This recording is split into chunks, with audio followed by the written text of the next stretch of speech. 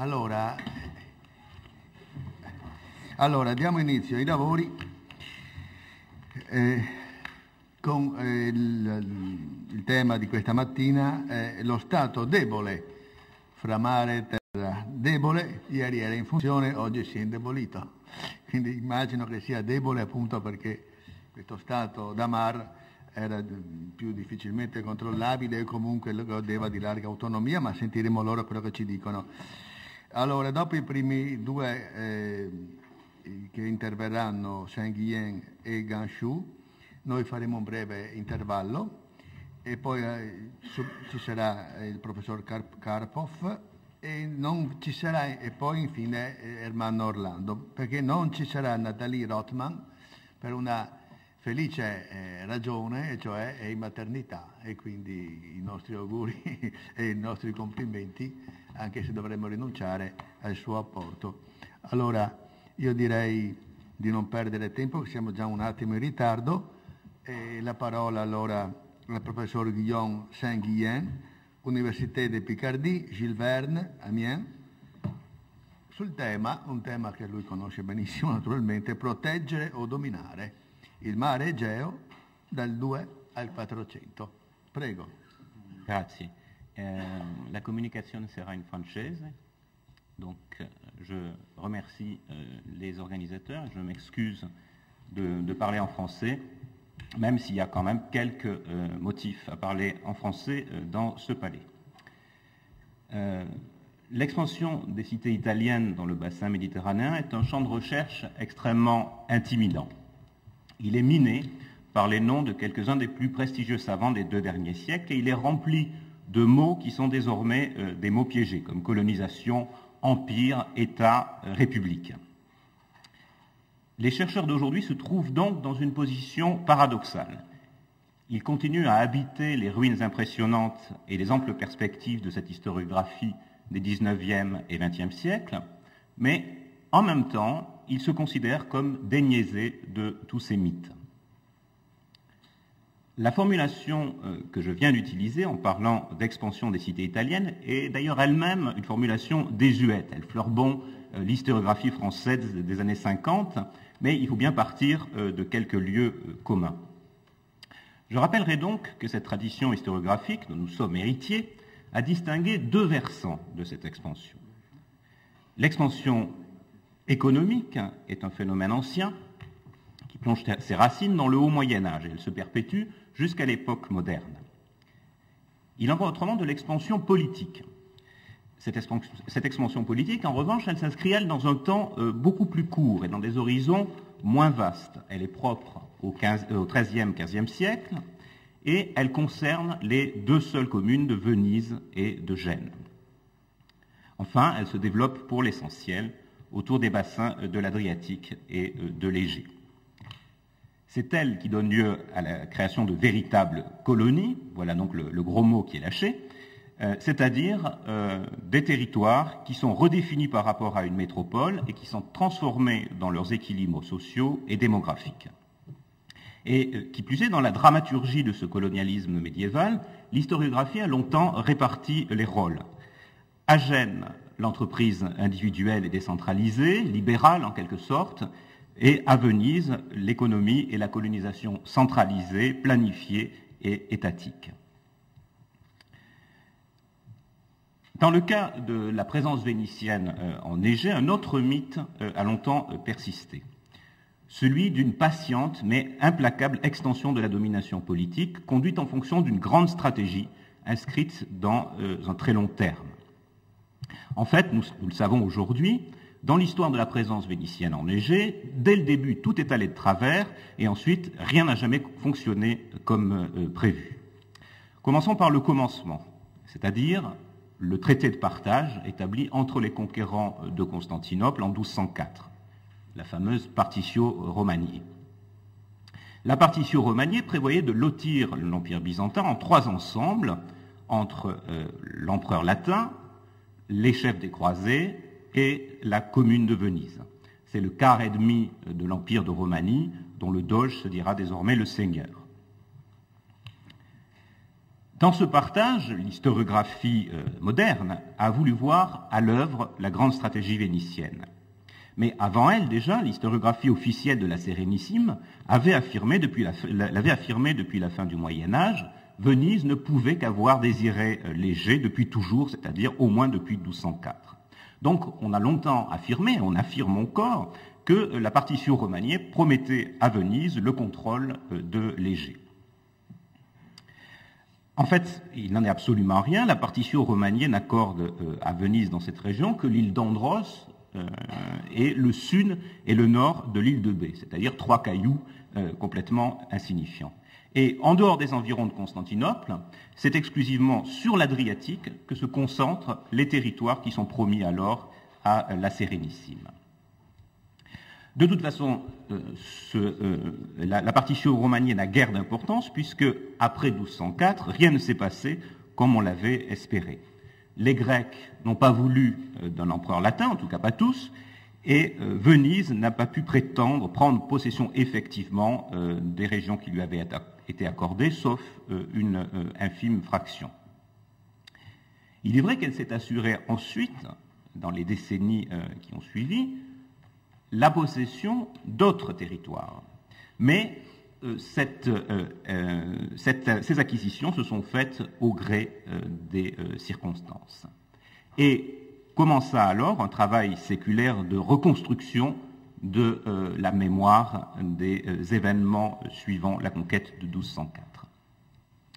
Par la préservation de documents authentiques, mais sortis de leur contexte et réutilisés à d'autres fins que celles pour lesquelles ils avaient été produits, puis par les élaborations franchement fictionnelles de l'historiographie, les Vénitiens convainquirent progressivement les autres et se convainquirent eux-mêmes que la mer Égée leur était échue depuis toujours en héritage. Le cas de la Crète, bien sûr, est le cas exemplaire. En réalité, Venise n'avait acquis aucun droit sur la Crète, et pourtant elle en fit sa principale et en un certain sens même sa seule colonie en mer Égée. L'île se trouva donc, dès le XIIIe siècle, juridiquement détachée du reste de la Romanie latine, et mieux encore, pour en prendre possession, la commune organisa une colonisation systématique en la lotissant entre un certain nombre de ses ressortissants. Le projet, vous le savez, est conservé dans le texte de la Concessio Crétée, l'acte par lequel, en 1211, le doge concédait l'île aux futurs colons. Et ce texte, très connu, est d'une très grande minutie, et articule contrôle public et privatisation de l'encadrement, puisque la Crète est placée sous l'autorité d'un duc qui est un magistrat nommé par la commune, et cette commune se réserve aussi certains territoires, notamment la ville de Candie et ses alentours, et aussi certains droits régaliens, mais tout le reste de l'île est divisé en principe en 200 fiefs, et ces fiefs sont répartis, comme la ville de Venise, en 6 estiers et lotis entre les colons. Cette politique de colonisation systématique de la Crète, si bien documentée, a impressionné bien sûr les historiens modernes. Mais pourtant, il ne faut pas perdre de vue qu'au-delà d'un relatif succès immédiat, très relatif d'ailleurs, ce système est vite devenu complètement obsolète sur le plan militaire. Et finalement, il a surtout abouti à créer en Crète une forme particulière de propriété, beaucoup plus qu'un système de défense ou une organisation militaire. Donc finalement, la société vénéto-crétoise ne s'est pas construite selon ce modèle féodal programmé par une commune. En outre, même si la Crète pèse évidemment de manière considérable dans l'Égée vénitienne, son cas constitue beaucoup plus l'exception que la règle. Ailleurs, si les Vénitiens participèrent bien à la création de nouvelles entités politiques et de nouvelles sociétés, ce fut indépendamment de l'État, sous forme d'initiatives individuelles. Et par exemple, donc cette origine de la présence vénitienne dans les autres parties de l'Égée dans l'initiative individuelle explique l'attitude de ces Vénitiens de l'Égée à l'égard de la métropole. Lorsqu'en 1282, les autorités vénitiennes veulent par exemple arbitrer un différend successoral qui oppose un Vénitien de métropole à l'un des grands seigneurs vénitiens de l'Égée, le duc de l'Archipel, ce dernier répond au doge qu'il n'a qu'à se mêler de ses affaires et que lui n'est le vassal que du prince Franc de Moret et non du doge de Venise. Et c'est juste un exemple, mais on pourrait les multiplier. Dans ces autres territoires de l'Égée, Venise n'a donc pas pu faire table rase de l'ordre sociopolitique antérieur et elle a dû s'accommoder de sociétés coloniales déjà établies et parfois établies bien avant que ces territoires ne soient fermement intégrés à sa zone d'influence. En effet, la création des seigneuries et des colonies occidentales en Grèce a eu des conséquences que ne pouvait pas provoquer l'établissement de simples comptoirs commerciaux. Et la plus importante de ces conséquences est certainement d'ordre non pas économique, mais démographique, comme l'ont souligné plusieurs chercheurs, et au premier chef David Jacobi. Une assez large population d'origine latine, et notamment d'origine italienne, a été conduite à s'établir en nombre dans ces territoires, et bien au-delà d'un cercle de marchands ou d'administrateurs, et indépendamment de toute politique étatique de peuplement. Ensuite, cette population a interagi avec les populations autochtones grecques, population dominée mais toujours numériquement majoritaire, en provoquant des phénomènes d'échange et de métissage culturel, mais aussi parfois en provoquant des contrastes et des oppositions entre des couches, si je puis dire, d'immigration occidentale successives, inégalement indigénisées ou se réclamant d'origines et de traditions différentes, bien que toutes occidentales. Même si, évidemment, elle est quantitativement relativement faible, la pression de ces phénomènes migratoires demeure ensuite continue.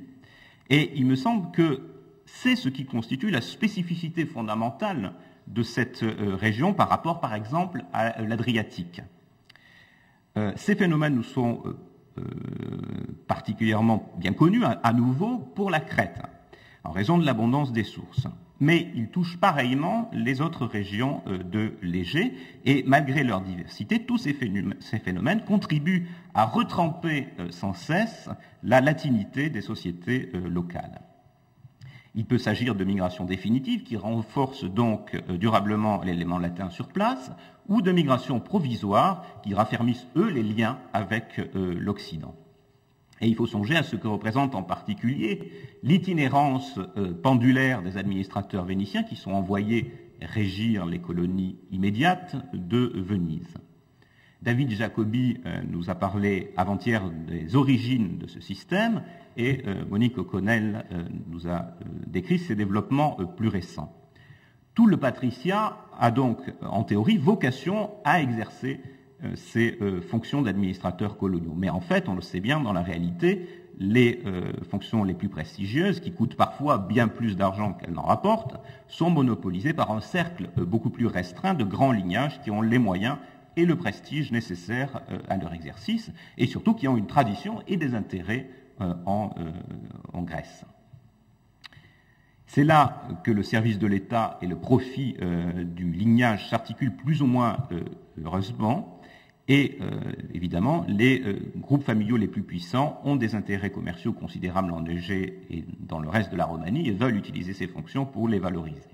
Toute la législation qui s'élabore progressivement à Venise durant le XIVe et le XVe siècle vise à limiter l'usage que les fonctionnaires peuvent faire de leur position officielle au service de ces intérêts privés. Mais parallèlement, ces mêmes lignages développent aussi des stratégies pour contourner toutes ces normes et tous ces interdits. Non pas d'ailleurs que le jeu de l'administration coloniale soit sans risque pour eux. L'administrateur vénitien en Égée se retrouve souvent loin de son monde, entouré d'une équipe réduite, souvent en partie d'ailleurs recrutés sur place, et malheur donc aux patriciens issus d'un lignage récemment anobli, inexpérimentés dans les charges de gouvernement, sans connaissance du terrain. Surtout si, pour prendre juste un exemple, comme donc Niccolò Bredani, podestat d'Argos en 1397, il doit brusquement faire face à une invasion ottomane. Quant aux patriciens venant de métropole qui viennent s'essayer à gouverner les territoires égéens hors du domaine direct de Venise, comme seigneurs indépendants, leur sort peut ne pas être meilleur. Arrivés en 1390 pour prendre possession de la seigneurie de l'île de Sérifos, dont l'héritage lui a été reconnu au prix d'une procédure judiciaire coûteuse, le patricien Niccolò Adoldo découvre avec terreur que son prédécesseur a tué la poule aux œufs d'or, c'est-à-dire qu'il a affranchi contre argent la plupart des serfs de l'île, et donc ceux-ci se refusent évidemment à lui payer toute redevance. Le seigneur, dont le pouvoir repose en définitive sur le consensus et le consentement de ses sujets, n'a alors aucun moyen de se faire obéir. Il doit aller en Crète recruter des hommes de main, revenir dans son île, faire torturer et finalement précipiter du haut des murailles de son minuscule château ses contribuables récalcitrants. Et en agissant ainsi, ces excès, évidemment, ouvrent la voie à un recours de ses victimes auprès de Venise, la puissance protectrice. Mais j'en reviens à la question des migrations, qui est mon fil conducteur. À côté de ces administrateurs et seigneurs patriciens, il y a un autre type d'émigration et de cadre auquel on pense beaucoup moins souvent, c'est celui des clercs catholiques, qui sont indispensables, bien sûr, au maintien de l'identité latine des communes dominantes dans les sociétés égéennes. Dans ce domaine, la centralité de Venise, qu'elle soit dominante ou protectrice, apparaît encore bien plus faible qu'au plan purement politique. Et l'analyse des carrières ecclésiastiques le montre, non seulement les évêques latins de l'Égée ne sont pas nécessairement d'origine vénitienne, mais c'est vrai aussi bien dans les territoires sous domination directe de Venise que dans les zones grises plus vastes où s'exerce son influence. Même s'il faut quand même distinguer deux phases, le XIIIe siècle puis l'époque de la papauté d'Avignon, où les évêques des diocèses égéens importants sont surtout issus des milieux de la curie, donc d'un milieu relativement cosmopolite, tandis que ceux des diocèses moins importants viennent des ordres mendiants, également à vocation internationale, et ensuite la période qui suit le schisme d'Occident en 1378, où on voit quand même les Vénitiens revenir en force, au moins en Crète.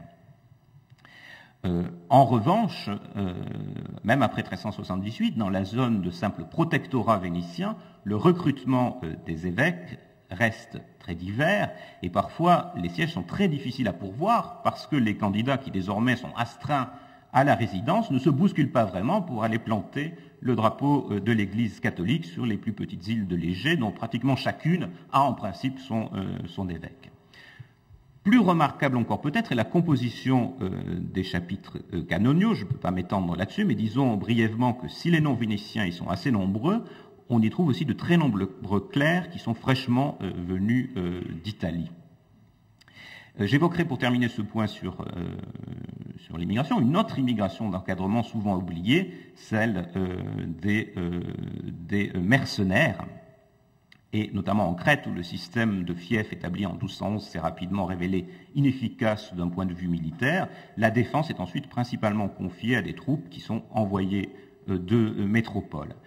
Les soldats qui composent ces troupes sont des mercenaires pour l'essentiel d'origine italienne. Certes, il s'agit d'une migration en principe temporaire, mais on voit que certains se fixent sur place et en 1371, le Sénat s'inquiète parce que de trop nombreux soldats en Crète épousent des femmes locales, probablement des Grecs ou des Latines de l'île. Il ne faut pas croire d'ailleurs que cette migration militaire est limitée au territoire vénitien. Par exemple, en 1340, le duc de l'Archipel va recruter son chef d'état-major parmi les condottières actifs en Italie du Nord. Je pourrais aussi évoquer, mais je ne le ferai pas par manque de temps, je vous rassure, l'immigration des médecins, des marins, des notaires, des charpentiers, des ouvriers, bref, tout un petit peuple latin qui aborde par vagues successives mais régulières les rivages de la Grèce. Retenons de tout ceci, de tout ce que j'ai dit jusqu'à présent, 2 points. La colonisation, avec tous les guillemets que vous voudrez à colonisation, a engendré en Égée des sociétés qui sont des sociétés complexes, avec lesquelles la métropole vénitienne ensuite a dû compter. Et dans la définition de l'identité propre de ces sociétés, les phénomènes de migration sont absolument centraux. L'intégration de toutes ces micro-sociétés locales à la sphère vénitienne ne s'est pas faite à la faveur d'une politique d'expansion systématique de la Sérénissime. Elle a répondu à des rythmes et des respirations beaucoup plus complexes qui ont dépendu du contexte géopolitique. L'île de Bé, Nègrepont au Moyen-Âge, constitue un bon exemple. Vue de loin, elle peut apparaître comme la seconde grande île vénitienne enneigée après la Crète.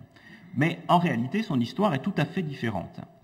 Elle est devenue, après 1204, un fief de l'Empire latin de Constantinople, divisé à partir de 1216 en 3 seigneuries confiées à des seigneurs lombards. Bien sûr, Venise, très tôt, il y a eu des intérêts, mais comme l'a montré David Jacobi, ceux-ci sont longtemps restés des intérêts limités à la seule ville de Nègrepont et non à l'ensemble de l'île. Ce sont les conflits internes à la société féodale locale et ensuite les menaces externes, menaces des Francs, puis des Byzantins, puis des Catalans, puis des Turcs, qui ont fait glisser très lentement l'île du statut de protectorat à celui de colonie, au fil d'un processus qui ne s'achève qu'à la fin du XIVe siècle. Toutefois, lorsque, au XVe siècle, ce parcours est effectivement achevé, la société locale n'en conserve pas moins ses spécificités, au point que c'est pour les besoins de cette société locale que Venise se charge de codifier définitivement, et ainsi de préserver pour la postérité, le droit féodal de la Grèce franque, qui est contenu dans les Assises de Romanie, un code légal élaboré en français, mais qui ne nous est parvenu que dans une version vénitienne. L'égée vénitienne ne se réduit donc pas au territoire plus ou moins directement administré par Venise. Et à la marge de son dominion propre, elle exerce, à des degrés divers, selon l'époque et le lieu, une forte influence politique et économique sur d'autres territoires. Même s'il s'agit d'entités politiques en principe autonomes, ces seigneuries insulaires ou côtières se trouvent donc prises dans les dynamiques vénitiennes. Mais en retour, elles agissent aussi sur ces dynamiques. Le point commun de ces sociétés locales, c'est toutefois, comme je l'ai dit, d'être toutes à l'origine des sociétés de migrants. Et les migrants y ont maintenu la conscience de leur allogénéité. Et celle-ci a servi d'armature à l'organisation sociale et politique. Les travaux de Salimaki ont notamment mis en lumière le fonctionnement des critères ethniques dans la société vénéto-crétoise. Mais dans une certaine mesure, ces analyses peuvent être étendues au reste de l'égée vénitienne. La distinction construite entre deux catégories ethniques ou ethnico-juridiques, c'est-à-dire latin et grec, repose sur une opposition entre allogène et indigène. Être latin, qu'est-ce que c'est être latin? C'est garder le souvenir qu'on est venu d'ailleurs, ou à défaut, inventer ce souvenir. Être grec, c'est être identifié comme enraciné depuis toujours sur place. En Crète, la distinction de deux groupes, grec et latin, a d'abord un rôle politique. Elle permet de fixer les contours de l'élite locale, puisque le droit de posséder un fief, mais aussi l'accès au conseil, qui constitue une forme de représentativité politique, sont réservés aux latins. Mais il s'agit moins là d'une évolution imposée par la métropole qu'à nouveau réclamée par l'élite locale elle-même. Au XIVe siècle, les plaintes qu'elle adresse au gouvernement central montrent la crainte de cette élite face à une dilution possible de son identité. Et ces craintes se concentrent en particulier sur l'accès au Grand Conseil de Candie, une institution qui, disent les feudataires crétois, est en pleine décadence parce que des bâtards ou des Grecs s'y sont introduits. Donc toutes ces démarches reflètent une sorte de conscience du droit du sang comme critère principal de l'appartenance à l'élite locale, qui ne correspond absolument pas à la réalité, puisqu'en fait, les conseils comportent des familles qui sont d'origine grecque, certaines admises d'ailleurs très officiellement comme les Kalergis. En Crète donc, mais aussi ailleurs en Égée, le critère essentiel qui définit le grec comme sujet de droit, c'est en fait l'appartenance religieuse. Pourtant, dans les faits, cette appartenance religieuse est souvent très loin d'être nettement tranchée. Il en va de même de l'appartenance linguistique. Passées les premières générations, élevés par des nourrices grecques, entourés continuellement de domestiques grecs, les descendants d'immigrés italiens ou autres latins ont probablement tous pour langue maternelle, si je puis dire, le grec. Même si évidemment le vénitien et le latin, et du moins jusqu'au XIVe siècle aussi le français, demeurent les idiomes de la distinction sociale. Quand elles avaient à déterminer l'appartenance à un groupe ou à un autre, les autorités vénitiennes utilisaient d'ailleurs de manière très empirique et selon des dosages extrêmement variables un certain nombre de critères parmi lesquels, mais pas uniquement, l'ascendance, les préférences religieuses, la langue, mais aussi la pilosité faciale ou les habitudes vestimentaires. On comprend dans ces conditions la difficulté qu'éprouvent les latins, qu'ils soient vénitiens ou non, qui sont établis en Égée, pour maintenir leur identité d'origine, tout en affirmant simultanément leur intérêt propre par rapport à ceux de la métropole. Et on comprend aussi que ces élites locales deviennent peu à peu étrangères et suspectes aux yeux des autorités centrales, cette défiance réciproque éclatant à la fin du XIVe siècle à travers la révolte des feudataires de Crète en 1363, mais aussi à travers une politique vénitienne nettement plus interventionniste à l'égard des seigneuries autonomes des îles de l'Égée. Malgré des modalités de relations très différentes de ces deux régions avec Venise, les transformations qu'elles traversent durant les dernières décennies du XIVe siècle paraissent révéler une crise similaire dans les rapports entre élite locale et élite de métropole de Venise.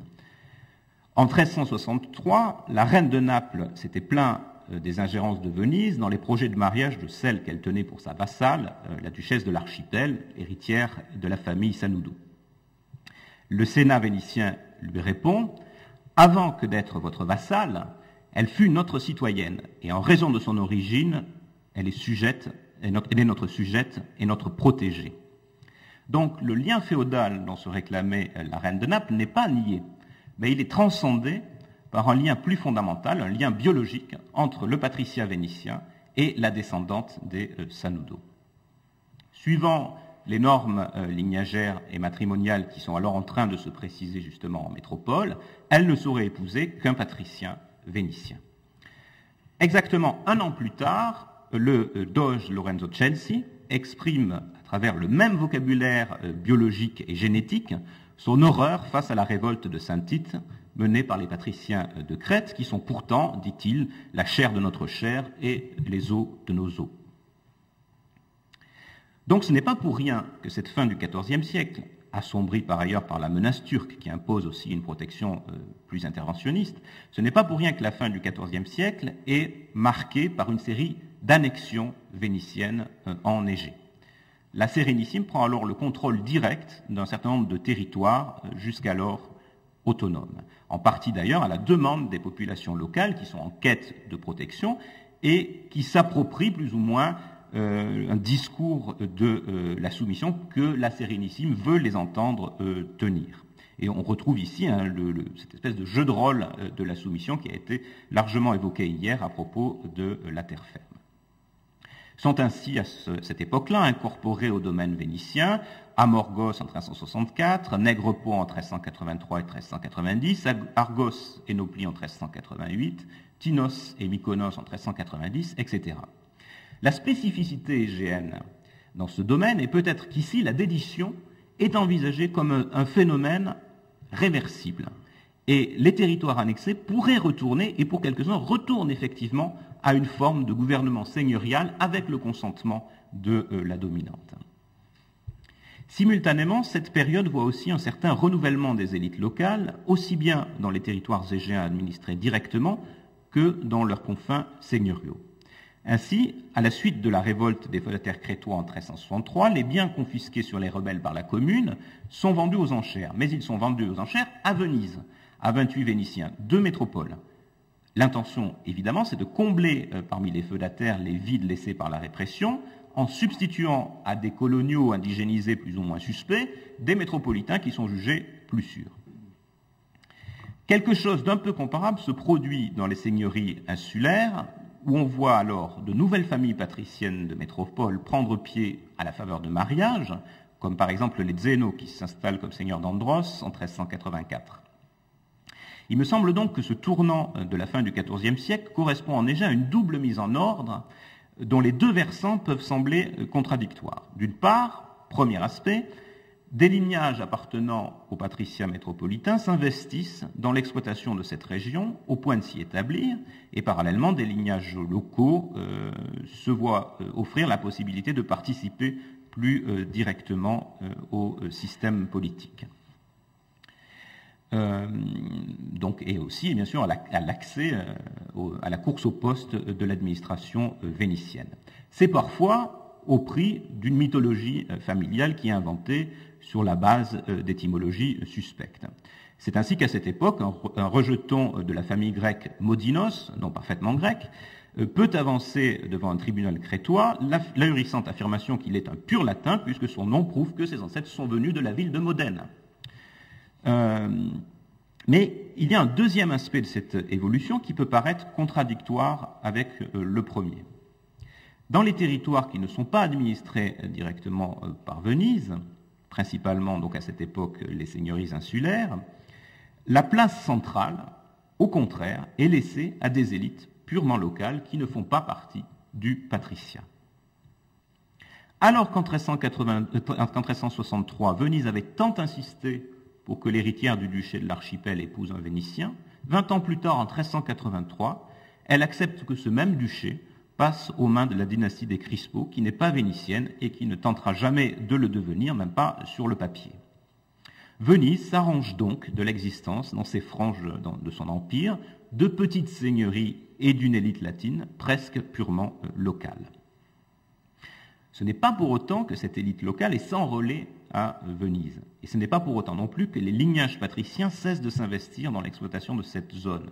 Mais cela passe désormais par la création de liens entre aristocratie locale et aristocratie centrale. Liens commerciaux, liens matrimoniaux, liens politiques, et le plus souvent les trois simultanément. Ainsi, la prise de participation des lignages patriciens à l'exploitation de certains produits stratégiques dont les îles de l'Égée se font une spécialité, nous éclaire sur ces mécanismes. Je note au passage que, loin d'être des rochers sans ressources, comme il a été affirmé hier, les îles de l'Égée, qui sont minutieusement exploitées dans le cadre du système de la seigneurie insulaire, offrent des occasions d'enrichissement qui sont non négligeables. Cette prise de participation passe par des alliances matrimoniales avec les dynasties locales. En retour, ces dernières y trouvent un moyen de se connecter fermement au réseau commercial vénitien, notamment à travers sa plateforme régionale, le port de Candie. Mais en dehors de la sphère purement économique, les uns et les autres y trouvent d'autres intérêts. Pour les élites locales, ces liens permettent de bénéficier de relais en métropole et donc de tenter de peser sur les décisions prises au niveau central. Au point que certaines querelles qui se sont commencées sur une île des Cyclades peuvent se régler finalement à coups de poing dans la basilique Saint-Marc à Venise. À travers ces relations avec les élites locales qu'on pourrait désigner en empruntant à la biologie comme une forme de commensalisme, certains patriciens trouvent eux aussi beaucoup à gagner. De l'argent d'abord, bien sûr, à travers la participation à l'exploitation des territoires égéens, mais aussi à travers les dots parfois considérables des filles des potentats insulaires. Mais ils y trouvent aussi autre chose, un surcroît de prestige symbolique, à travers l'accès à ce qu'on pourrait appeler le cercle magique de ceux qui peuvent se dire seigneurs. La politique matrimoniale des ducs de l'archipel est particulièrement éclairante sur ce point. Alors que les ducs de l'archipel des XIIIe et XIVe siècles, qui étaient eux-mêmes vénitiens, avaient soigneusement évité tout mariage avec des patriciens de métropole ou même des patriciens de Crète, leurs successeurs du XVe siècle, qui eux ne sont pas vénitiens, recherchent essentiellement des alliances avec les grands lignages de métropole, y compris les familles de certains doges. Mais certains de ces lignages de métropole s'en trouvent affectés en retour et développent dans ces confins de l'Empire vénitien des stratégies de distinction sociale qui sont très éloignées des modèles patriciens qu'ils pratiquent à Venise. Et ici, je n'ai pas le temps de le faire, mais il serait facile d'accumuler les exemples de ces nobles vénitiens qui se glissent visiblement avec enthousiasme dans le rôle du seigneur insulaire.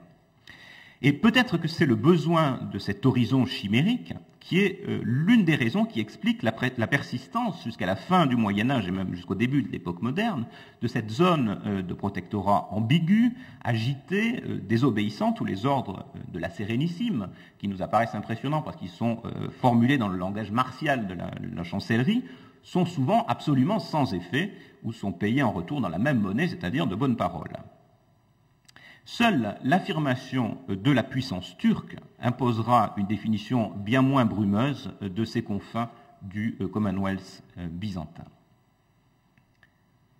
Je conclus. Quelques mots. Pour conclure, donc, il me semble que le caractère colonial de ces régions est incontestable. Mais j'use ici le terme dans un sens qui est légèrement différent de celui qu'a retenu le professeur Arbel, peut-être justement parce que son point de vue est construit à partir de la période postérieure. Ce caractère colonial ne me semble pas un produit de l'expansion vénitienne. En quelque sorte, il est plus grand qu'elle, il lui préexiste et coexiste. Il résulte du phénomène migratoire qui crée un vaste espace colonial à l'intérieur duquel se développe l'expansion vénitienne qui peut par ailleurs être individuelle aussi bien qu'étatique. Et une nouvelle fois, c'est seulement la conquête ottomane qui fera finalement coïncider exactement, mais seulement au XVIe siècle, l'espace colonial enneigé avec l'espace de la domination vénitienne. Merci.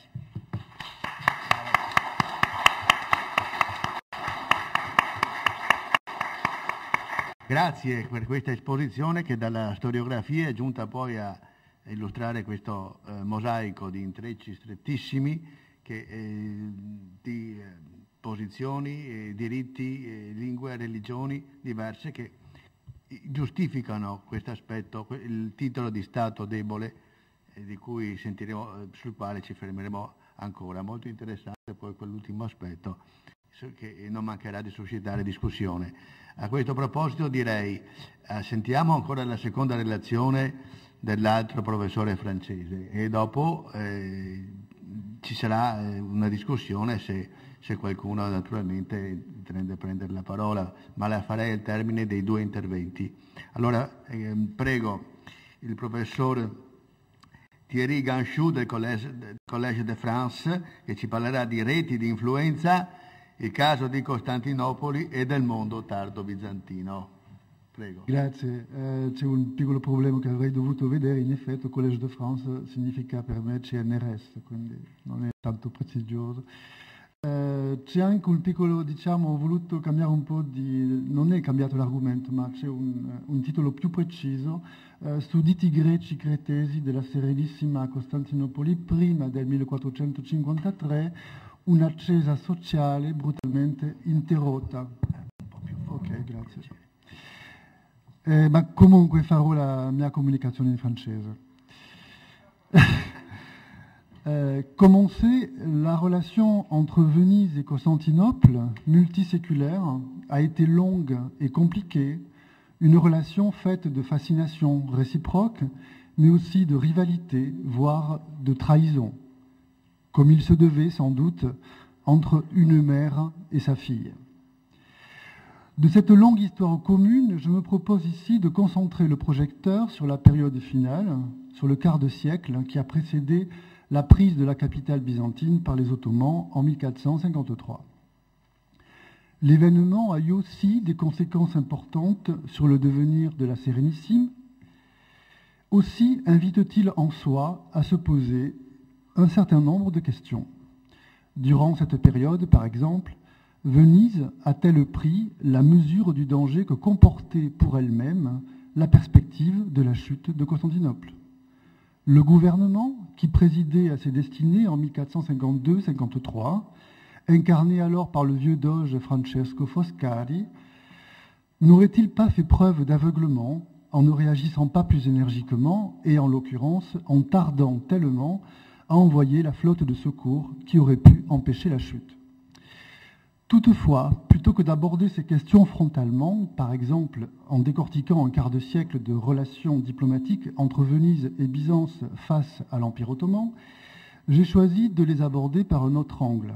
Un angle de biais qui est a priori un peu singulier, puisqu'il ne concerne pas directement la métropole de la Lagune, mais sa colonie de Crète, le joyau de l'empire colonial vénitien, arraché à Byzance peu après 1204. Il peut paraître également un peu anecdotique puisqu'il passe par l'évocation de la trajectoire inédite de deux Crétois à Constantinople avant 1453 qu'il m'a été possible de reconstituer grâce au très riche fonds des notaires de Candie conservé à l'Archivio di Stato di Venezia.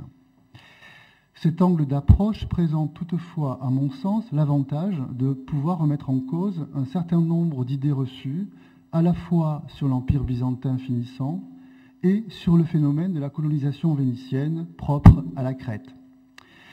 De ce point de vue, l'identité de nos deux Crétois offre d'entrée matière à surprise.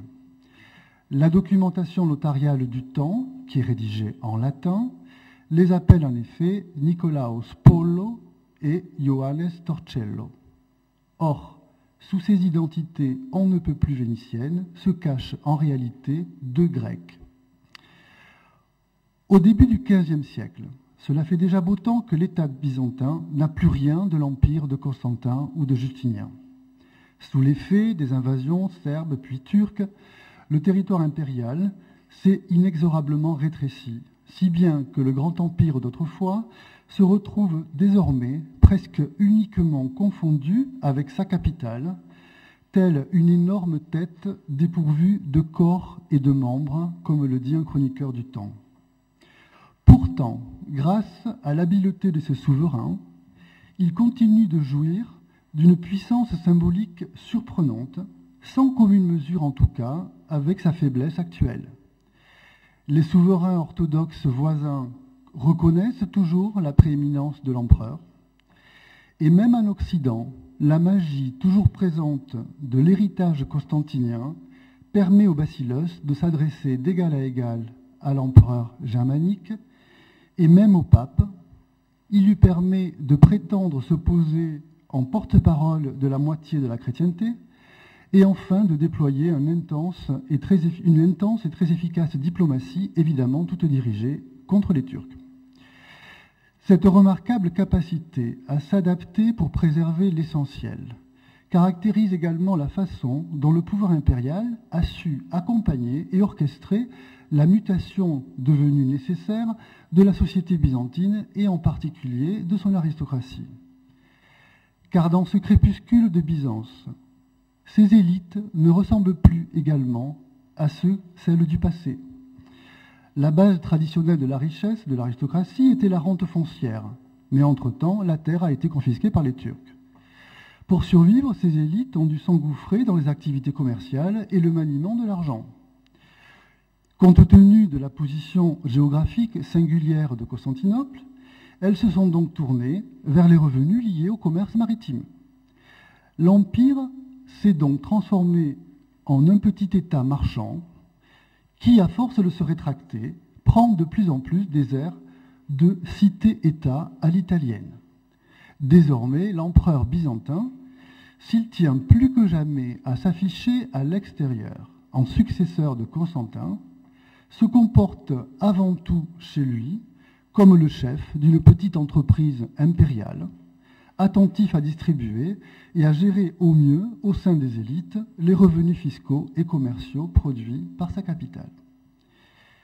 Car si la vieille métropole d'Orient n'est plus alors que l'ombre de ce qu'elle fut, si elle n'est plus, par exemple, en mesure de rivaliser en richesse ou même en population avec Venise, elle conserve toujours son ancienne position de plaque tournante du grand commerce international. En relation avec les ports de la mer Noire et de la Roumanie, au carrefour des routes maritimes qui la relient aux ports orientaux et occidentaux les plus importants, la ville du Bosphore va toujours affluer au XVe siècle, comme le montre bien le Libro dei Conti de Giacomo Badoer, des marchands de tous horizons, catalans, siciliens, génois, vénitiens, anconitain, florentins, provençaux, turcs et orientaux de toutes sortes. Mais les plus assidus de ces étrangers, les mieux implantés dans la ville impériale, où ils se sentent comme chez eux, sinon même, comme on verra, mieux que chez eux, ce sont des Grecs, venus en grande majorité de la Crète vénitienne. Au début du XVe siècle, cela fait déjà 2 siècles, que l'île de Crète, ancienne possession byzantine, est gouvernée par Venise. Quel est le bilan à tirer de cette longue occupation pour les colonisés grecs? Il est globalement positif. Au terme d'un long processus qui n'a pas été sans secousses, sans révolte, la greffe vénitienne a fini par prendre. L'autorité de la métropole est désormais globalement acceptée par les autochtones, d'autant que s'est produit un phénomène d'acculturation réciproque. Les élites vénitiennes se sont partiellement hellénisées, tandis que nombre de sujets grecs ont aussi latinisé. Je renvoie surtout à ce propos au très beau livre de Salimaki, On Common Dominion. Mais ce consentement final des Crétois à la domination vénitienne n'aurait certainement pas été assuré si cette dernière n'avait pas réussi à apporter une amélioration substantielle au niveau de vie à la majorité de la population. L'intégration de l'île dans le système commercial vénitien a permis en effet d'assurer une prospérité économique certaine aux Crétois, en offrant, même parfois aux plus pauvres d'entre eux, la possibilité de l'investissement commercial et en particulier la participation aux négoces maritimes, fût-ce à petite échelle. C'est en priorité dans les cités portuaires de Kandy, la capitale, et de Réthymnon que l'accès à cet investissement maritime est le plus direct. C'est donc logiquement dans ces villes que l'on constate les cas les plus nets d'ascension sociale en quelques générations à peine. Dès la seconde moitié du XIVe siècle, la documentation notariale de Kandy permet de saisir très nettement les contours d'une véritable bourgeoisie grecque, industrieuse et visiblement assonnaise dans le système d'échange méditerranéen mis en place par Venise. Les jugements traditionnels portés sur la société coloniale mis en place par les républiques italiennes dans l'espace romagnote au Moyen-Âge doivent en effet être révisés. On a trop longtemps considéré la Crète vénitienne à travers le prisme du phénomène colonial du XIXe siècle, avec une société strictement divisée entre colonisateurs et colonisés, les premiers confisquant tous les pouvoirs juridiques, politiques et économiques, concentrant la terre, les capitaux, la richesse commerciale, face à une population grecque qui n'aurait été constituée uniquement que de parecs ou de très petits artisans. Notre documentation montre au contraire des Grecs de l'île ayant accédé à des niveaux de fortune et d'influence remarquables, à qui, je l'ai dit, avant tout par le biais du négoce maritime. Ces Grecs de Crète industrieux et aisés que l'on repère sont pour l'essentiel des patrons de bateaux, des armateurs, de gros commerçants, des investisseurs. Or, nombre d'entre eux ont choisi de commercer en priorité dans l'Empire byzantin, à Thessalonique, mais surtout à Constantinople.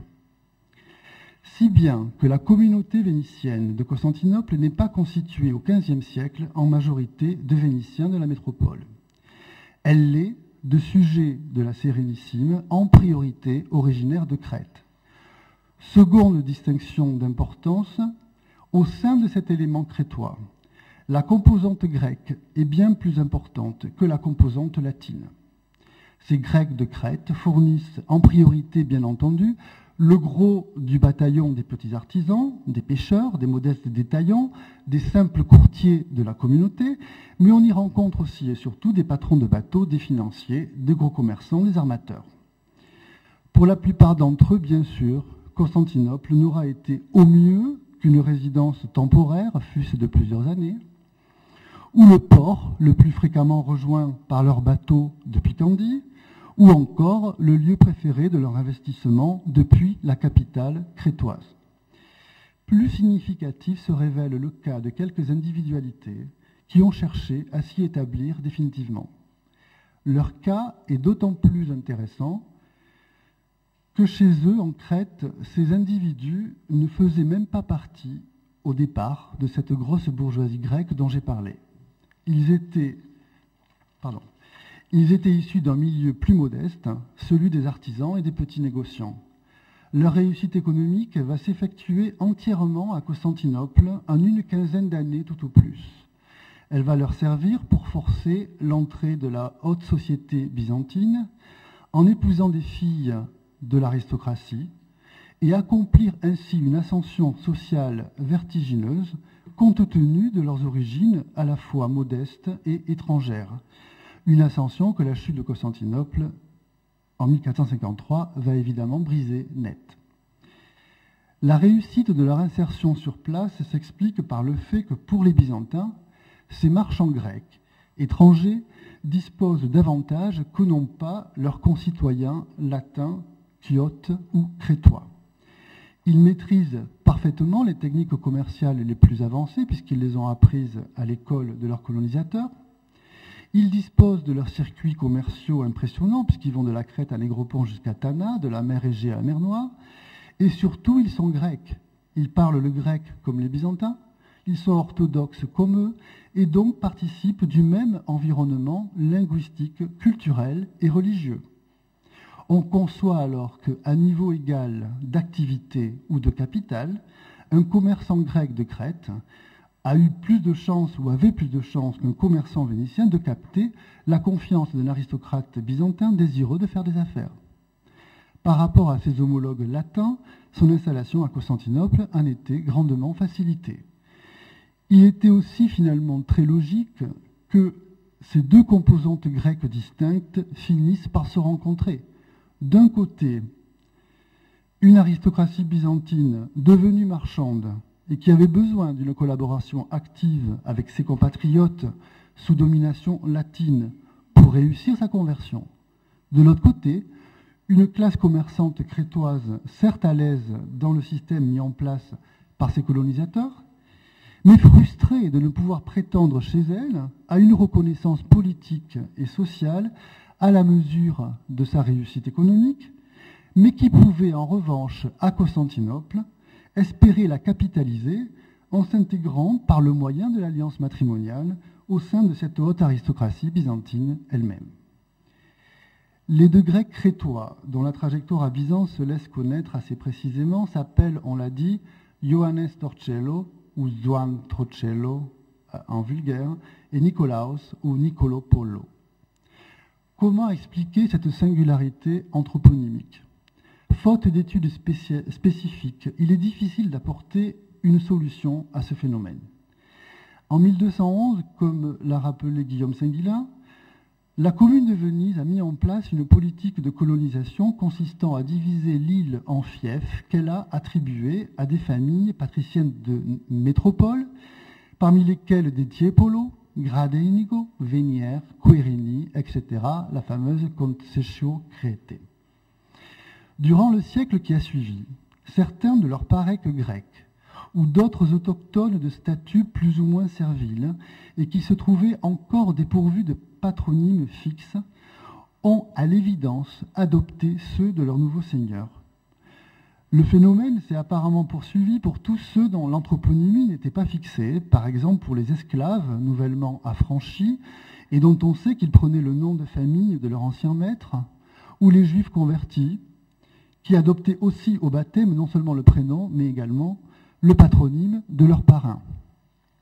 Le résultat est que dans la documentation crétoise des XIVe et des XVe siècles, rédigée en latin, je le rappelle, de nombreux Grecs répondent à des états civils bien singuliers, tels le parec Vassili Querini, le papas Nicolas Cornaro, ou des Grecs de Candie qui s'appellent Erini Gradenica ou Frosini Barbina, qui est le féminin de Barbo.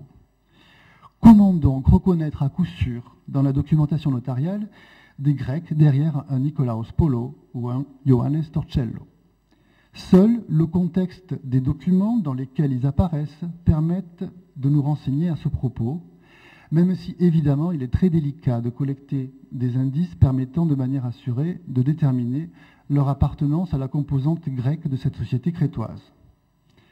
Dans leur milieu d'origine, ces Grecs, bien entendu parfaitement bilingues et qui utilisaient le vénitien avec leurs partenaires d'affaires latins, étaient connus certainement comme Giovanni Torcello et Nicolo Polo. Mais les nommer à la manière vénitienne ne ferait que prolonger, à mon avis, encore l'ambiguïté de la documentation latine qui fait courir le risque de continuer à avoir en eux des Vénitiens à part entière, ce qu'ils n'étaient pas. Non seulement ce serait de s'interdire de saisir la singularité de leur trajectoire, mais ce serait aussi passer à côté de ce phénomène remarquable de colonisation crétoise dont Constantinople a été le théâtre à la veille de sa chute. Je les nommerai donc à la grecque, soit Nicolaos Polos et Ioannes Torcellos. Polos et Torcellos, donc, étaient d'origine sociale modeste, mais pas issus exactement l'un et l'autre du même milieu. Nikolaos Paulos était issu d'une lignée de tonneliers, donc d'un milieu d'artisans, tandis que Ioannes Torcellos était d'une famille de petits négociants, assez aisés tout de même pour avoir pu lui donner une bonne éducation. Ils ne sont pas venus s'installer à Constantinople en même temps. Ils ne semblent pas non plus avoir été particulièrement liés, ni après leur installation dans la capitale byzantine, ni avant. Nikolaos Paulos a quitté la Crète au début des années 1430, en même temps que son frère, Georgios Paulos, avec qui il était lié par une fraterna societas, donc une société d'affaires fraternelle. Tandis que Nikolaos était basé à Constantinople, son frère Georgios, lui, était installé à Moncastro, l'importante place commerciale de Moldavie à l'embouchure du Dniestre, aujourd'hui en Ukraine. Leur association devait durer jusqu'à la chute de Constantinople, qui provoqua le retour forcé de Nikolaos en Crète, soit durant près d'une vingtaine d'années. L'ascension sociale de Nikolaos à Byzance a toutefois été une affaire de longue haleine. Elle est venue sur le tard couronner une réussite économique patiemment bâtie, puisque ce n'est qu'en 1449 qu'il en a recueilli les fruits. Cette année-là, il épouse l'aristocrate byzantine Euphrosine Raline, une orpheline dont le mariage avec Nikolaos fut organisé par le despote Démétrios, le propre frère de l'empereur. À partir de ce moment-là, Nikolaos fut pleinement intégré dans la haute société byzantine, passant du statut de Cretensis habitator Constantinopoli à celui de nobilis vir et de civis Constantinopolitanus. Le problème, c'est qu'on était à 4 ans à peine de la chute de Constantinople. La carrière byzantine de Ioannes Torcellos a été autrement plus fulgurante. Installé dans la capitale plus tôt, certainement autour de 1425, lui aussi était en société avec son frère Angelos, resté à Candie. Mais dès son arrivée, il a choisi de prendre la citoyenneté byzantine et a travaillé à donner une dimension pas seulement économique, mais politique à son ascension. Dès 1428, il a réussi à obtenir des autorités de Barcelone le poste de consul des Catalans à Constantinople, un poste qu'il va détenir jusqu'en 1434 et dont il va faire un tremplin pour forcer les portes de la cour impériale. Au sortir de cette charge, il épouse dès 1435, en effet, Anna Palaiologina, la sœur de son principal partenaire d'affaires byzantin, Manuel Palaiologos, un parent de l'empereur. Devenu sur ces entrefaites conseiller de l'empereur Jean VIII, Ioannes Torcellos accompagne la délégation byzantine au concile de Ferrare-Florence, où il se fait tout particulièrement remarquer du pape Eugène IV par un avis concernant l'expulsion des Turcs d'Europe, dont il est l'auteur, et qui va rencontrer un vif succès. Séduit, le pontife l'élève illico au rang de chevalier apostolique. Revenu à Constantinople avec son empereur à l'issue du concile, Torcellos repart plusieurs fois en Italie en qualité d'ambassadeur impérial les années suivantes. En 1442, on le trouve à Venise. En 1443, il est à Sienne auprès du pape. En 1445, à Naples auprès du roi Alphonse d'Aragon.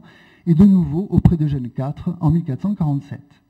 Le pape lui octroie à cette occasion les revenus du casal de Ligortino en Crète qui appartiennent au patriarcat latin de Constantinople que Torcellos fait pour l'instant gérer par son frère Angelos. Bientôt, Constantinople est menacée par les Turcs. Le 10 avril 1453, Mehmed II commence le siège proprement dit. Tous les hommes en état de porter les armes, même les religieux, sont réquisitionnés pour défendre la ville impériale. Pourtant, les sources documentaires à notre disposition sur le siège, assez nombreuses, ne parlent ni de Paulos ni de Torcellos. Ainsi, il ne figure pas parmi les combattants vénitiens cités par Niccolò Barbaro, pas plus qu'ils n'apparaissent lors des conseils des 12 présidés alors par le bail de la colonie vénitienne et qui furent pourtant élargis, on le sait, à tout ce que la communauté vénitienne comptait alors de gentilshommes en raison de la gravité des questions à traiter. Mais qu'ils n'apparaissent pas dans cette documentation n'a en réalité rien que de très logique. Les sujets vénitiens de Crète, Ioannes Torcellos et Nikolaos Paulos, ne faisaient tout simplement plus partie à l'époque de la communauté vénitienne, puisqu'ils étaient entre-temps devenus des Byzantins à part entière, notamment à la faveur de leur mariage. Ils étaient donc comptabilisés parmi les combattants byzantins sur lesquels, malheureusement, on n'a pas de relation comparable à celles qui ont conservé le souvenir des combattants italiens. On sait seulement, grâce à un acte notarié, que Nicolaos Polos faisait partie du contingent commandé par le mégasdoux Luca Notaras sur la Corne d'Or. Un jour avant la chute, soit le 28 mai 1453, Polos obtint 5 minutes du mégasdoux afin que ce dernier veuille bien lui consacrer un moment afin d'établir exactement le montant des dettes qu'il avait à son égard et qui se montait à 1070 hyperpères et 20 carati. Depuis 5 jours, le sort de la ville impériale, malheureusement, ne faisait plus de doute pour personne. Le 23 mai précédent, en effet, le petit bâtiment que l'empereur Constantin XI avait dépêché de nuit au-delà des Dardanelles et jusque dans l'archipel pour savoir où se trouvait la fameuse flotte vénitienne de secours tant attendue, revint en rapportant qu'elle n'avait rien rencontré. À l'annonce de cette terrible nouvelle, les Vénitiens de la colonie, frappés de stupeur et de consternation, comprirent que la métropole les abandonnait à leur sort, chose d'autant plus inimaginable que la rivale génoise avait, elle, envoyé depuis la Ligurie, entre janvier et avril 1453, pas moins de 7 vaisseaux, avec quelques 1400 hommes à bord, sans compter les munitions et les vivres. La chute de Constantinople, évidemment, aura des conséquences dramatiques aussi pour nos deux Crétois, mais surtout pour Nicolaos Polos. Tout d'abord, bien sûr, la perte intégrale de toutes les richesses accumulées à Constantinople en 15 années de labeur. Qui plus est, la perte aussi de la somme de 2000 ducats qu'il n'avait pas ou qu'il n'avait plus pour se racheter, lui et les siens. Mais ce fut pire encore lorsqu'il dut regagner sa Crète natale sans un sou et forcer son aristocratique épouse byzantine à vivre désormais au sein de sa famille de tonneliers.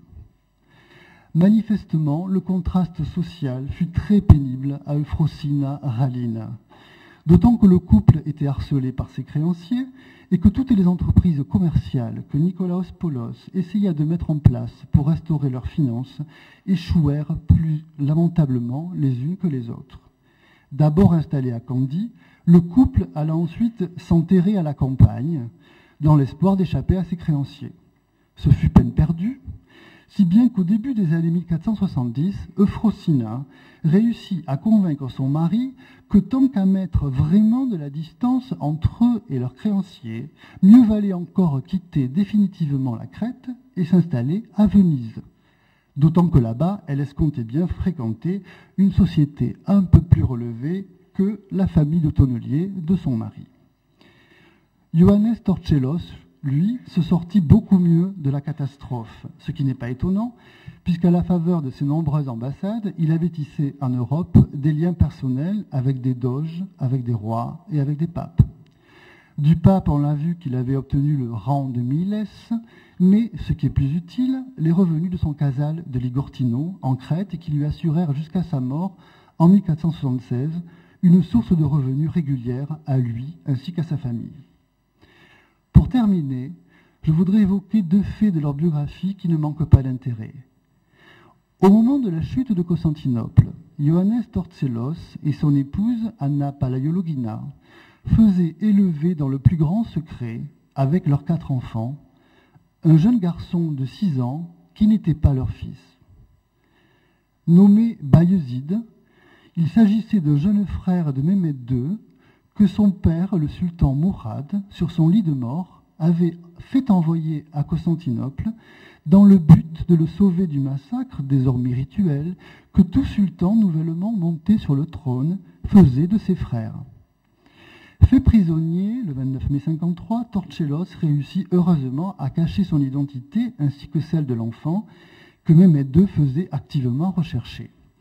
Il put ainsi se racheter, puis finalement gagner avec le jeune prince ottoman l'île vénitienne de Négropont.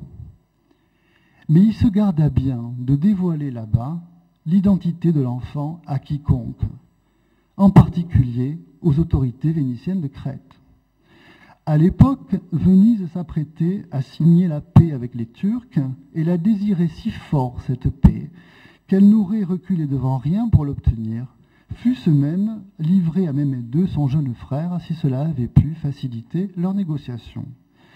Aussi Torcello, qui continuait depuis Négropont à fréquenter, comme si de rien n'était, la Crète, Coron et Modon, préféra traiter avec le pape de Rome, entre les mains duquel ce prince ottoman pourrait devenir une arme, pensait-il, plus efficace contre les Turcs. C'est ainsi qu'en juin 1456, le cardinal Isidore de Kiev, mandé tout spécialement depuis Rome par le pape Calixte III, vint passer quelques jours à Venise sous un faux prétexte et en repartit avec, dans ses bagages, le jeune Bayezid, tout cela à la barbe des Vénitiens. Les 4 années suivantes, Torcellos continua à s'occuper de l'éducation de l'enfant que le pape avait baptisé, ça n'a pas été une bonne idée, sous le nom de Callistus Ottomanus, parce que ça l'a un peu démonétisé, et qu'il faisait garder dans la forteresse de Spolète, à l'abri de la convoitise vénitienne. Quant à Nicolaos Paulos, c'est à la fin de sa vie que se situe un épisode significatif. Après s'être prêté à bien des humiliations de la part de Mehmed II, la Sérénissime avait fini quand même par lui déclarer la guerre en 1463. En Morée, les capi dei stratioti grecs, à la tête de leurs troupes albanaises, parce qu'ils y défendaient leurs terres et leurs propres intérêts, luttaient avec courage, mais sous la direction de provéditeurs vénitiens qui les conduisirent souvent au désastre. Commencèrent alors à s'élever des critiques et des récriminations sur la conduite de la guerre et l'incurie du commandement. Surtout lorsque Venise envisagea, à partir de 1476, de transférer les stratiotes grecs sur un autre théâtre de la guerre que celui qui était traditionnellement le leur, je veux parler de l'Albanie. Par sa femme byzantine, qui avait des parents auprès des capi dei stratioti, Nicolaos Paulos, désormais établi à Venise, était en contact épistolaire avec eux. Lorsque l'année suivante, le capitaine général de la mer, Antonio Loredan, débarqua en Morée pour prendre livraison des stratiotes et les mener en Albanie, il tomba sur des lettres d'un certain Nicolo Polo Cretensis, adressées à quelques capi stratioti. Dans ces lettres, les choix stratégiques de la Sérénissime dans la conduite de la guerre étaient très sévèrement critiqués, et Nicolaos exhortait les capis à ne pas accepter leur transfèrement en Albanie. En période de guerre, de tels écrits s'apparentaient à des crimes de haute trahison. Nicolaos fut donc arrêté, emprisonné, jugé devant le Concilio dei Dieci, interrogé sous la torture. Et le fait étonnant, c'est que ce vieil homme, qui devait approcher les 70 ans, n'avoua rien du tout, si bien que, contre toute évidence, il fut finalement absous et relâché. Ces épisodes de la vie de nos deux Crétois, chassés de Constantinople par la conquête ottomane, laissent percer, à mon sens, la rancune que ces byzantinisés Travirgolette gardaient pour Venise, puisqu'ils rendaient responsables de leur ruine et plus encore de leur espérance sociale en raison de l'inaction de la Sérénissime en 1453. Avait-il raison? On va peut-être laisser ce point pour la discussion. Merci.